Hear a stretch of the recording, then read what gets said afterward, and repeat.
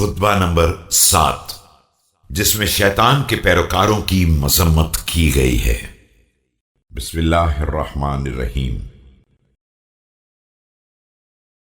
ان لوگوں نے شیطان کو اپنے امور کا مالک و مختار بنا لیا ہے، اور اس نے انہیں اپنا اعلی کار قرار دے لیا ہے، اور انہی کے سینوں میں انڈے بچے دیے ہیں، اور وہ انہی کی آغوش میں پلے بڑے ہیں۔